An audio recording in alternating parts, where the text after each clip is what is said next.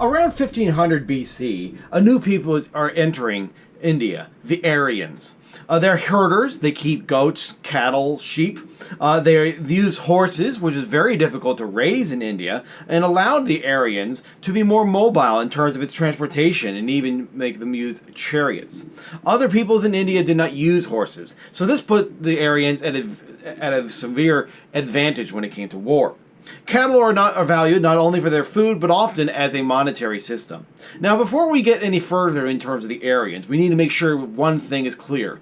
The word Aryan does not specifically mean a race, as it suggests in the 19th and 20th centuries. Rather, it is a linguistic term. The Aryans spoke an Indo-European language, and the variety and prominence of such languages is an indication of how widespread Aryan migrations were. Germanic, Romantic, Slavic, and modern Farsi are all branches of Indo-European languages. You can see this, for example, in the word for father. It's pater in Latin, vater in German, and pitar in Sanskrit, another Indo-European language. The Aryans did not have a written system until they entered India. But despite this lack of writing, the Aryans are able to compose songs and poems, and they're passed along through an oral tradition. Many of these poems are going to be known as the Vedas, hymns and prayers to the Aryan gods. They began to appear around 1500, and three other collections would emerge by 600 BC. They were spread through an oral tradition and would finally be written down in the 6th century BC.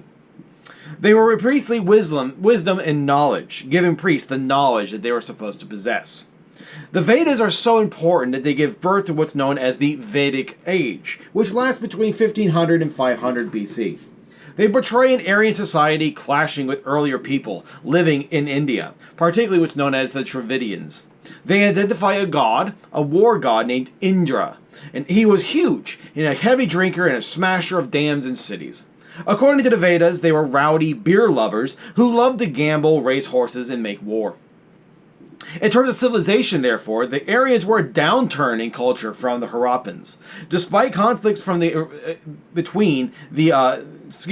Despite conflicts, the Aryans and the Dravidians were also at peace with one another. Aryans learned about Dravidic land practices and agriculture.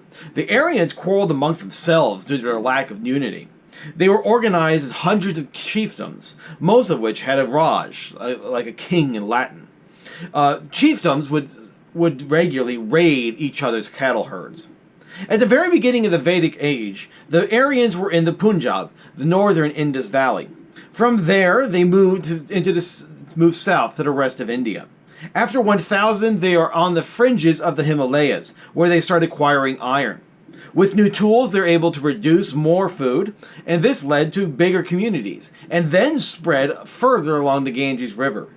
By 750 BC, the once pastoral Aryans were now becoming agricultural, and cities were becoming more prominent. With a more settled identity, the Aryans evolved from a chiefdom to greater political organization. They were becoming more like a small republic, with chiefdoms becoming regionalized kingdoms. So between 1000 and 500 BC, capital cities appear, along with a much more professional administrative class.